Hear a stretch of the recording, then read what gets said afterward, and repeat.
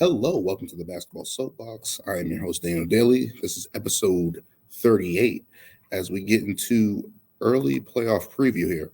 Um, I'm going to start off talking about a couple teams that have been, well, just one team that has been eliminated so far. That has been the most polarizing team that has been eliminated, not the Utah Jazz, not the Indiana Pacers, who had a good start to the season and then kind of flamed out with injuries, but the Dallas Mavericks. Really just fell off the rails here, uh, heading into the playoffs, trying to get into the play-in, deciding not to go for a play-in spot, given their circumstances of not really being in the contender or even having a chance to get to the Western Conference Finals like they did last year. Um, really just deciding to basically punt the last game against Chicago there, as we saw. Luka came out for a couple minutes and played the first quarter, played roughly 13 minutes, I believe, in that game. And they really just punted that game, really just gave it away. Uh, Looking into what their options were, really just trying to play in the play-in, really have an uphill battle there, turn around or save your 2023 lottery pick potentially here that's coming up. And they had a better chance of doing that and not sending it to New York, I believe, if they basically missed the play-in. And now you're looking at this team that had Western Conference Finals stamped on them last year, coming into this year, really not hitting the right stride that they were supposed to be hitting as last year, having some departures there with Jalen Brunson. Of course, I'll get into that as well. But just looking at this Mavericks team, it looked like they just had a different gear there that they couldn't reach, right? Like they started off, really good, was in a really high seed there, fourth seed in the Western Conference. And then they felt like they always needed something else, right? They had that little tinkering with Christian Wood that really just didn't fit the team real well with Jason Kidd really hesitant to give him minutes, especially on the defensive end. He's just not a defensive player. Looking at that roster, they needed an offensive boost. Christian Wood could provide that. Didn't really pan out because of the defensive aspect of it. And despite all that, they were led by Dorian Finney-Smith, Spencer Dinwiddie, but especially Luka Doncic. And those guys were able to play well and have at least a record above 500 in the Western Conference. And when you look at the Western Conference, where not too many teams have above 500 records, it's very close.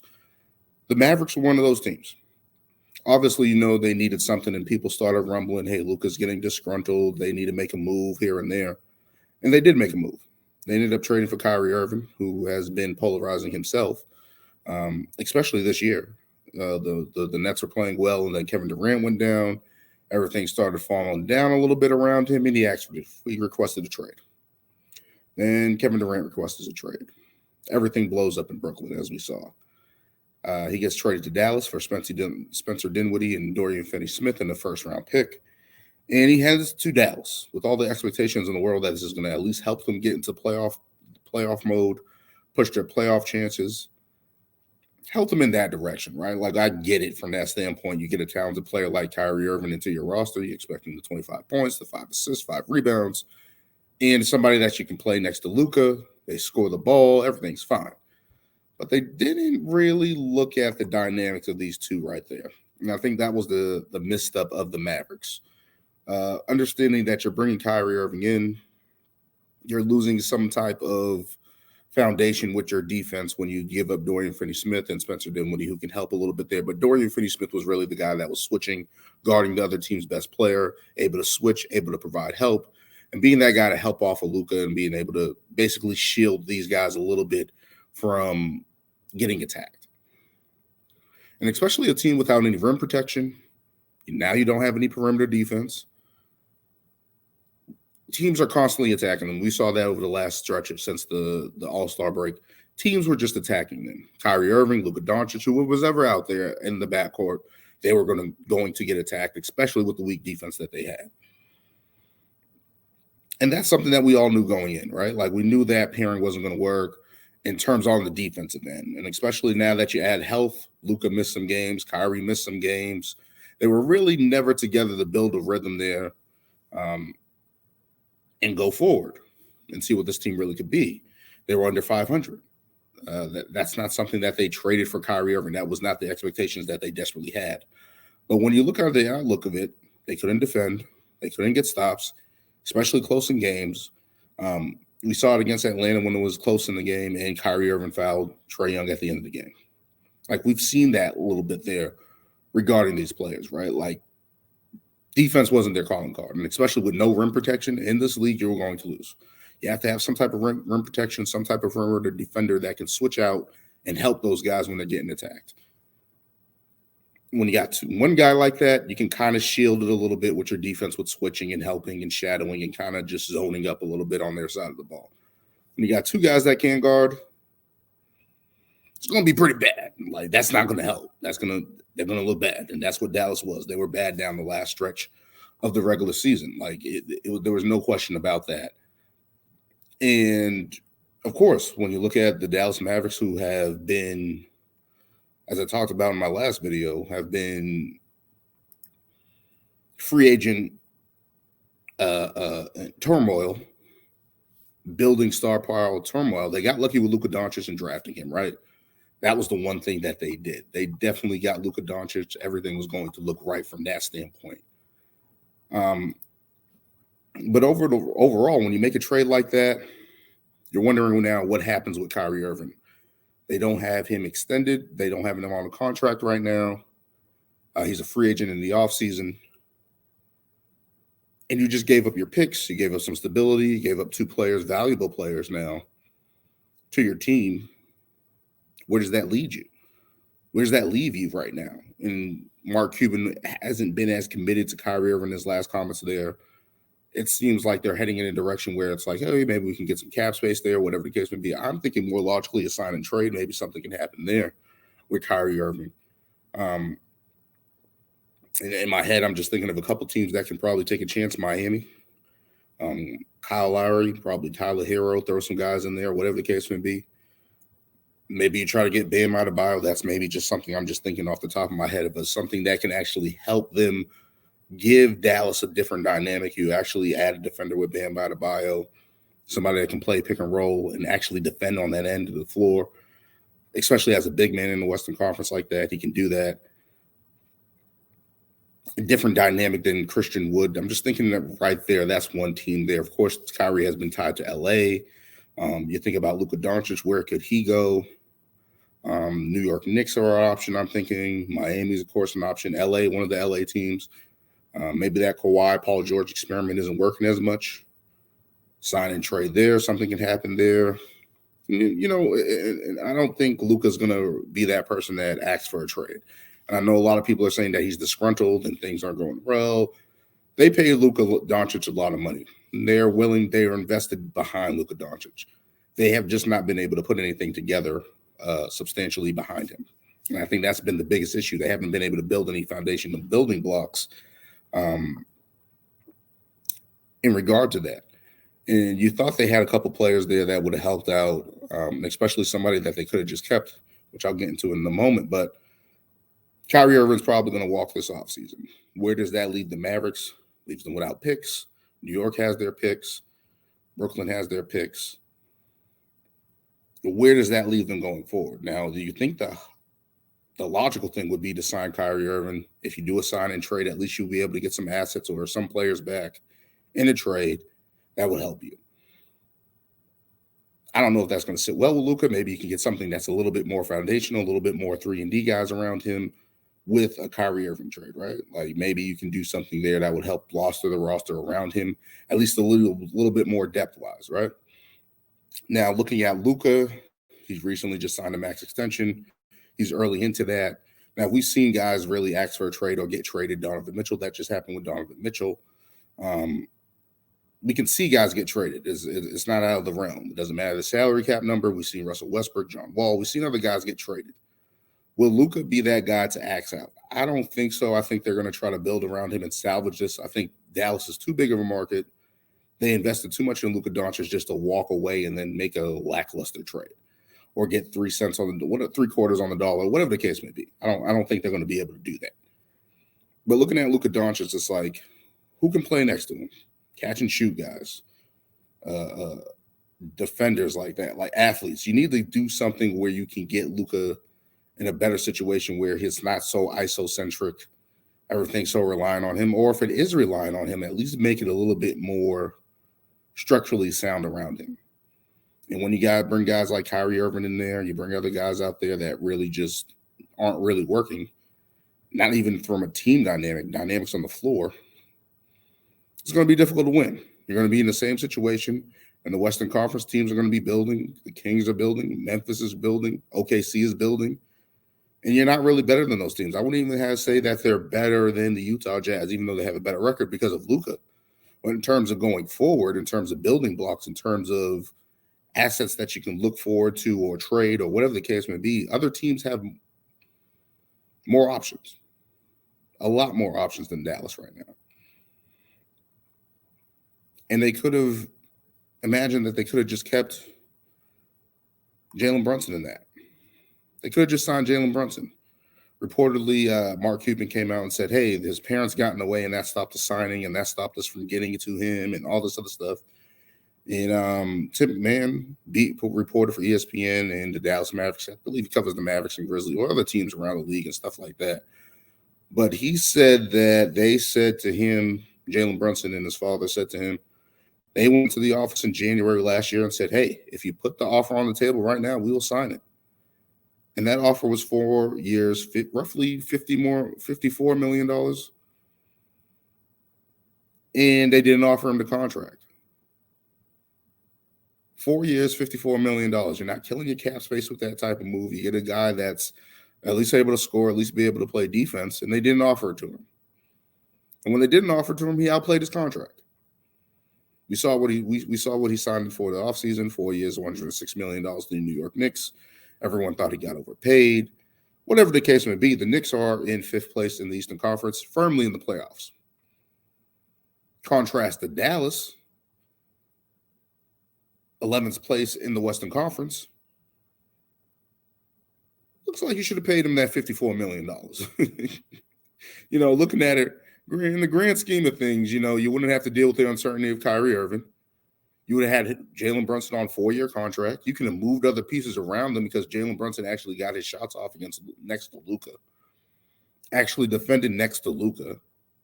And was able to play well. Able to step up in certain situations. Was he going to be the final answer? But no, that's a good building piece next to Luka.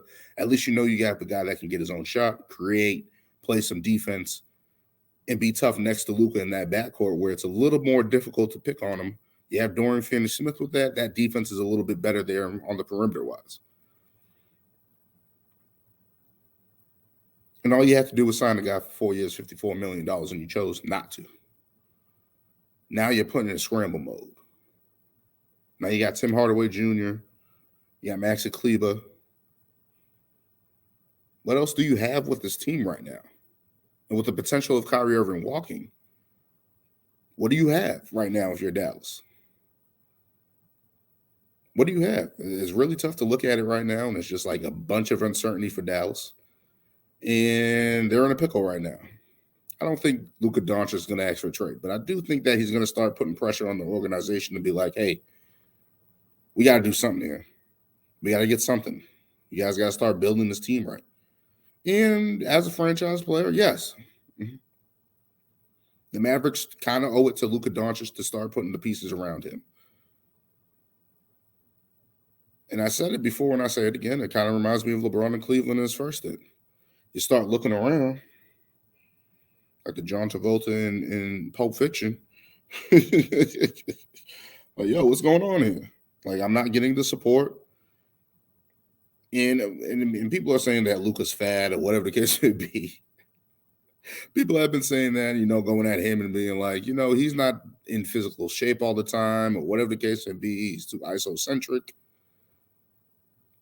We've seen teams win that way. And I'm not necessarily championships all the time. We've seen people, Magic Johnson had the ball in his hand a lot. Jason Kidd got to the finals a couple of times. James Harden has been able to win 50, 60 games a season. Luka Doncic is in that class in terms of pace, controlling the game, all that stuff. Able to pass, able to shoot. He's going to take a lot of shots. Whatever the case may be, whatever you want to say about him, those should lead to wins. And even though they're struggling this year, they should be better than what they are. You know what I mean? Like, no one ever looked at this roster and was like, I thought they should have been right around 500, a little bit above 500, depending on what happened. And they just weren't able to do that. So you start looking into the offseason, what's the best options for them? Are they going to go the free agent route? Hasn't always worked out for them. Should they do a sign and trade option with Kyrie Irving? I think that's probably the best option. Like, hey, Kyrie, we will pay you what another team agrees to pay you, whatever those numbers are, and just help us out by facilitating a sign and trade. That happens all the time in the NBA. It should happen here. I think that's the best option for the Mavericks. They keep their lottery pick, and maybe they use that in the trade. They pair Kyrie Irving with the pick to get players that they want and need and other picks back or whatever the case may be. But that pick that they tanked for was the only thing that they made sense in this whole season. Them losing against Chicago was the only thing that made sense this whole season going forward.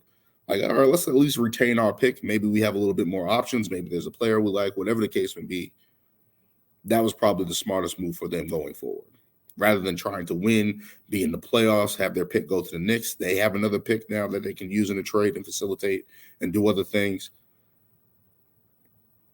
But it's just uncertainty right now in Dallas. And as I know everybody's freaked out, and especially worried about Luka and what his state of mind is looking at this team. But I think they're okay with Luka. I think they just have to start putting pieces around him that actually benefit his play style, benefit the team, how his defense is. Like, you got to start building. You drafted this guy. You're paying max money. You have to start putting pieces around him to make it make sense. Otherwise, you're just wasting his time, really pissing him off, and he might ask for a trade. That's how I look at that one. Don't forget to like, comment, and subscribe if you like what you're seeing, of course. As we keep moving on to the early playoff preview, we got one of our playoff matchups in the Eastern Conference.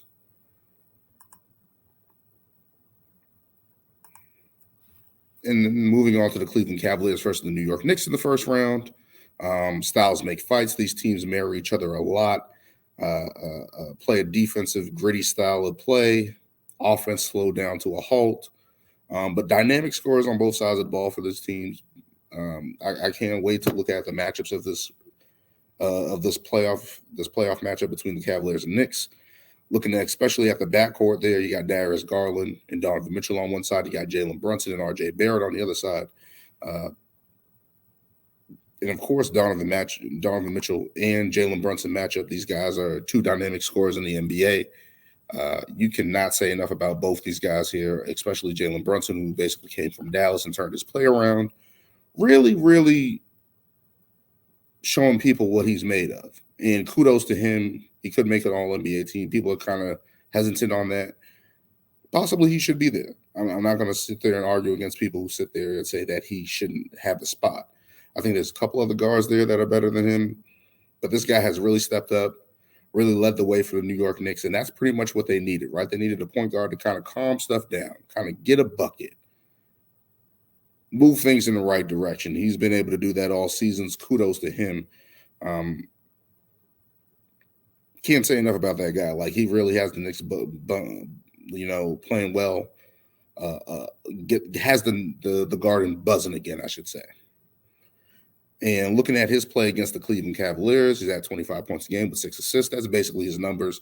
He's been one of the best players since the turn of the new year, and has really been out there balling, scoring, assisting, playing tough defense, and really helping the Knicks in those games, those late game situations. And against the Cavs, he had a big 48-point game, which really jumped up his scoring against the Cavs. And that's what I'm looking forward to. Donovan Mitchell has 31 points against this team, 7 assists in 4 games. He's averaging those type of numbers. So these guys are big time scorers for their teams. And I'm looking forward to see those guys going at each other. Looking at Donovan Mitchell, who has been one of the best playoff performers in his short NBA career, has been able to score the ball crazy. I think he's like third in all-time playoff scoring. Like, he gets buckets. Like, he's that type of guy there. You got Jalen Brunson who's going to match up and go against him. And styles make fights. I think there's a lot of things that the Knicks can throw at the Cavs, but you can't forget Darius Garland, of course, in this matchup as well. RJ Barrett there. Like there's a backcourt dynamic here that's going to be entertaining. You know what I mean? Like these guys are going to really go at each other. Moving on to Julius Randle versus the Twin Towers. Obviously, Allen and Mobley. Julius Randle has been able to get 23 points and 10 rebounds and 5 assists. Usually, that's close to his All-NBA numbers, I believe, from a couple years ago. So he's back playing at that level, and he's able to do it against two bigs for Cleveland, who was number one defense in the NBA. So it's going to be a real challenge for Allen and Mobley, especially Mobley, to see what he can do against Julius Randle. He's able to slow down Julius Randle and see what they do there. And I think that's something that's going to be an X factor there. If Julius Randle is able to get those guys in foul trouble, put the pressure on the Cavs there on the front line, the Knicks have a couple of advantages there, you know, and I think that's something that Cleveland should be worried about going into there. But I think that Cleveland has an advantage with Darius Garland and Donovan Mitchell. I just think they have the better players on their teams. But looking at Jared Allen and Evan Mobley, two guys that can get you double-doubles, roughly around 15 and 10 rebounds a game between the two of them. Two dynamic guys that can actually score on the front line, right? Like they're going to have a big series against this front lineup against Mitchell Robinson and Julius Randle. So there's something there that they can do on that end of the floor that gives them a little bit more balance, right? Like they're good on the defensive side of the ball, but these guys are two bigs that can score. So that's going to be something that they can put the pressure on Julius Randle and the Knicks on their front line, and especially defensively, they're going to be able to block shots at the rim that the Knicks can't, right? Like they have two guys can get blocks and play out and really cover on the front line and be able to help. And I think that's going to be something that's going to be an X factor in this series on the front line, especially between these two.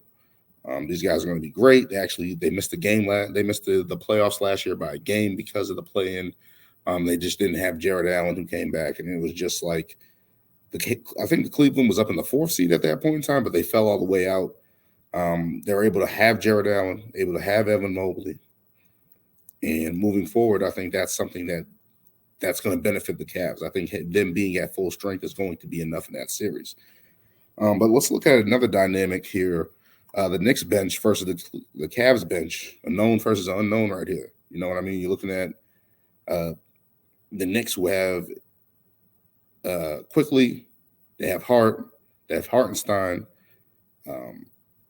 Toppin. They have a couple guys that they can throw at you where Cleveland doesn't really have that stability on their bench.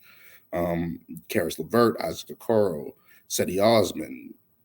When you start naming those guys, it's like they are either one-way guys. Like those guys can score the ball. In terms of Karis LeVert and Cedi Osman, those guys can score the ball, but defensively, not really there. And especially on the offensive, it's really streaky. It's really inefficient, up and down on that end of the floor. But with the Knicks, you know what you're getting out with Josh Hart. You're getting a guy that can really shoot the ball, rebound the ball, and really defend. Quentin Grimes, who's out there. You know, you're going to get a 3-and-D guy. He's exploded at times during the season with his scoring. And then you got Quickly, who's in contention for 6th man of the year. That's an edge to the Knicks, right? Like that could be a dynamic there where those guys can also be able to play with the starters, be able to guard Darius Garland, be able to guard Donovan Mitchell, at least provide some resistance there. If you go to the bench for the Knicks, like if anybody gets in foul trouble, you can at least know you got guys there that can catch and shoot, that can create their own bucket, that can defend at their positions, especially in the backcourt. And Cleveland, you're just waiting to see if somebody on that side steps up for them, right? Like that's been one of the missing pieces there. I thought Kevin Love was going to be that for them early this year, but then he wanted out, ended up going to Miami. They haven't really been able to fill that void. Danny Green came in over a trade. He hasn't really caught on as yet. So it's like, what are you getting out of your bench if you're Cleveland? I think there's going to be very, very, very, very, very, very, very heavy set on the Cleveland starters, Donovan Mitchell, of course, but I think Donovan Mitchell and Darius Garland can navigate through that series and really provide a boost to Cleveland where they don't really have to worry about their bench. The bench just has to hold on for a little bit until they can get a rest and come back and start scoring. And I think I give Cleveland the edge in that series just because I believe they have two of the best players in the series. They have the number one defense, and if those guys are able to break down and be able to get buckets, I'm going to give them the advantage of that series, despite the Knicks having an advantage with Julius Randle and having an advantage with their bench. I think Cleveland can come in and really provide some problems and really take that first round series against the Knicks, maybe 4-2. I think Cleveland in 6. It's going to be interesting to see what that does going forward. With that series, I can't wait. With the NBA playoffs coming, Cleveland hasn't been back since without LeBron James since like 1998. That was Sean Kemp, Jeroen Zagauskas, that team. I believe they lost to Indiana in that series there, so that's tremendous for Cleveland and for the New York Knicks. They have that season where they were let down against Atlanta a couple of years ago when they got to the Eastern Conference Finals. Atlanta did.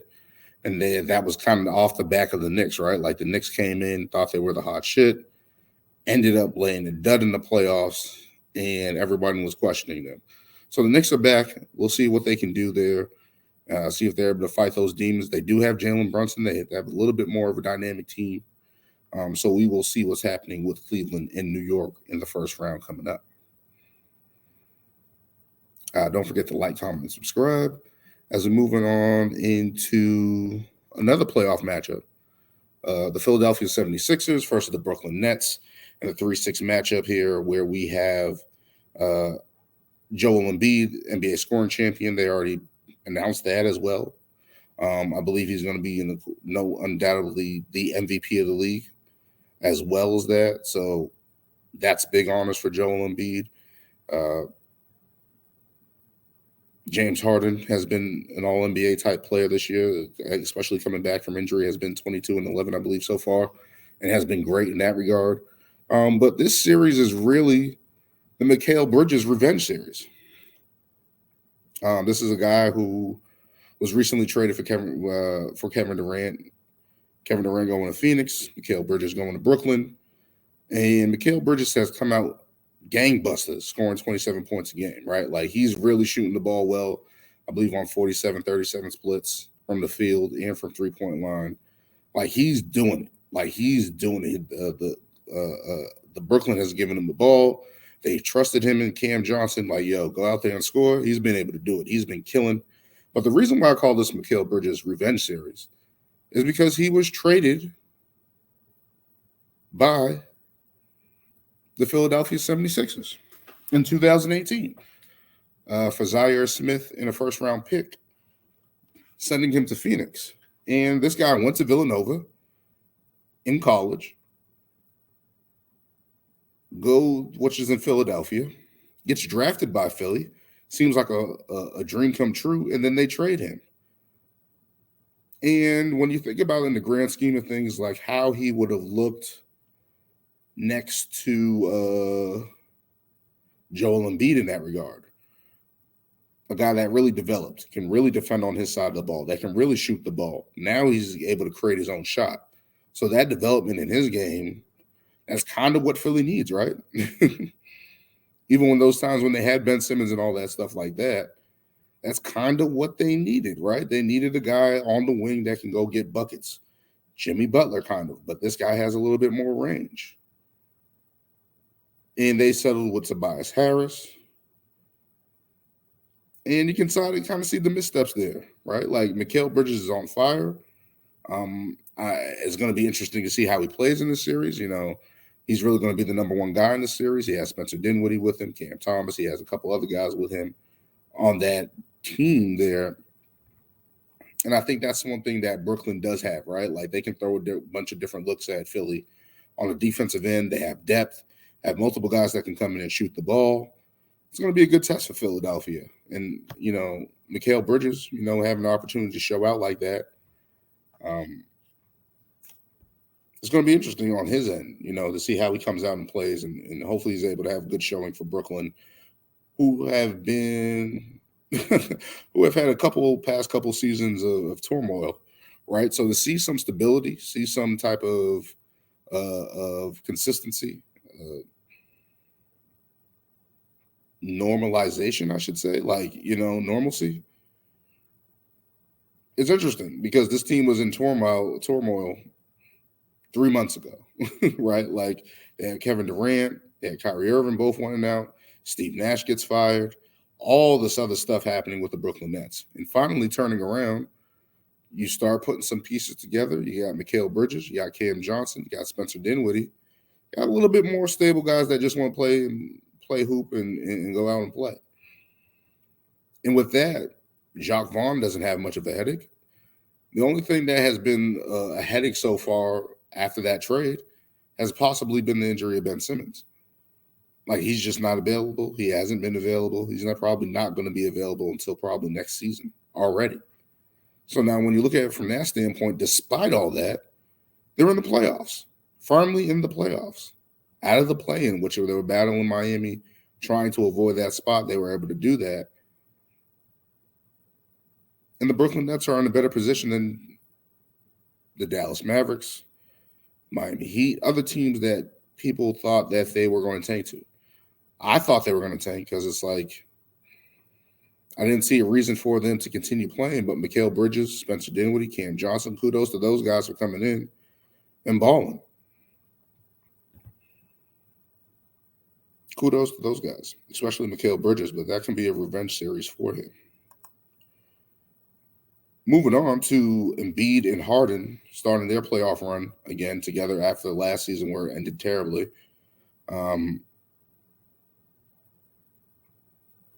Toronto and then Miami. So you got these two guys, two All-Stars, two guys that should be all NBA, scoring champions, multiple time scoring champions now. And Joel Embiid most likely going to win his MVP award. And this is going to start their playoff run, right? Like this is Harden and Embiid again, especially after last season where you thought everything was going to go fine. They flame out, random injuries.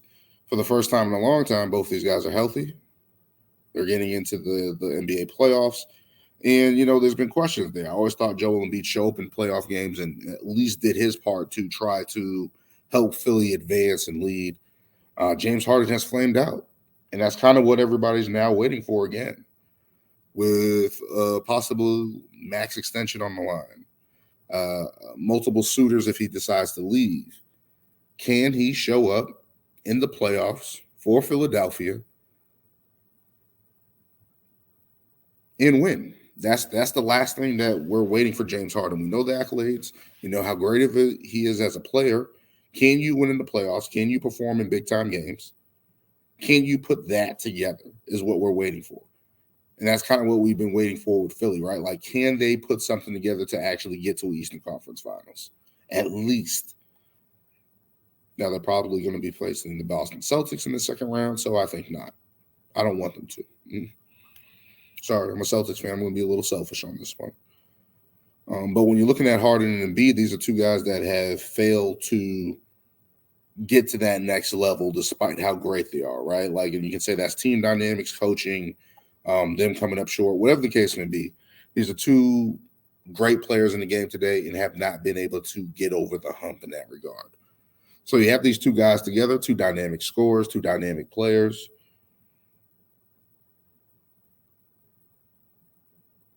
Can they get over the hump? Can they get over that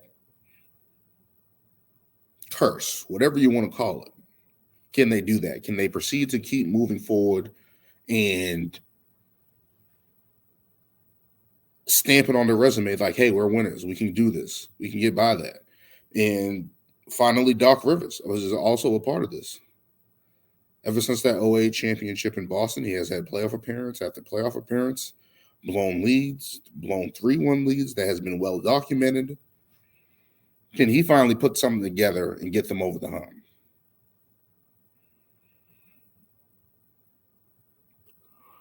And Brooklyn's going to be a good test. Brooklyn's going to be feisty. They got nothing to lose. But looking at Philadelphia,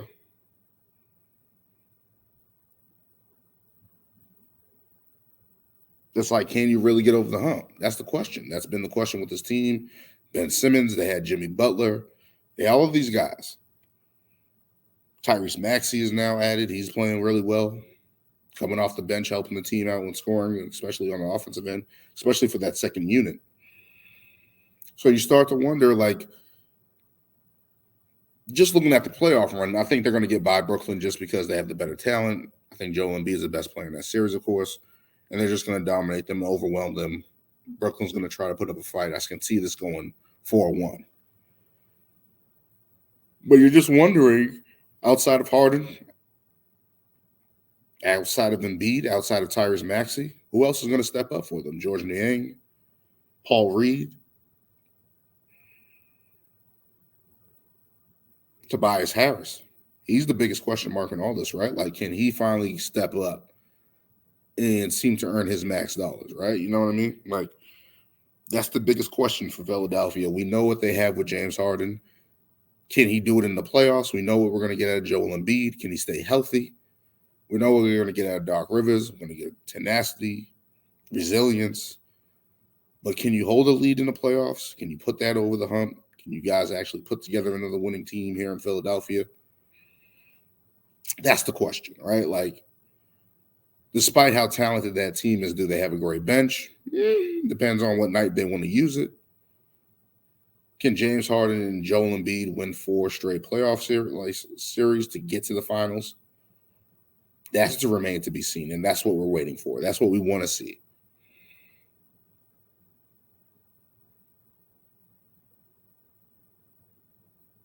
That's what we're waiting for. We're waiting to see if Philadelphia can finally take that next step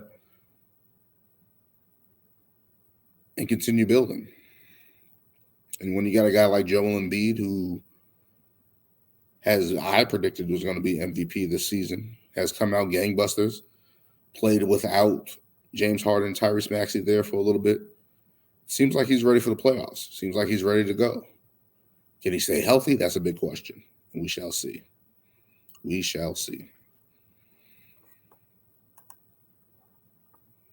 Looking at other teams, we got Denver in the first seed in the Western Conference. Memphis tied up the second seed. The Kings are waiting to see who they're going to play. And it's been interesting because we have the Clippers, we have the Suns, we have the Lakers, all battling between that 4 and 5 spot, right? Like, well, the 5 and 7 spots, right? So Clippers, Lakers, Golden State, all battling, trying to figure out who's going to play who in the first round. So we're still waiting on that, right? And it's going to be a big Sunday, right? Like, we're going to see who's actually going to be where with seeding, who's going to tank. I don't know all the magic numbers and stuff like that to see who wins or who has the tiebreaker, whatever the case may be. But it's going to be an interesting day, the last day of the season as we wind down. I can't wait. And the playoffs are here. The playoffs are going to be here next week. And we're going to get a lot of entertaining things going forward. And I can't wait to do that, talk about that, examine that, go over that. Hopefully I can invite some people on. But don't forget to like, comment, and subscribe. Check me out on YouTube, Spotify. And thank you all for joining me. Thank you all for listening, of course. And, of course, give me feedback. Always give me feedback, comments, likes, dislikes. And if you just disagree with what I'm saying, let's see where it goes. Let's talk basketball. That's what this is about. But until next time, thank you for joining me. I'm out.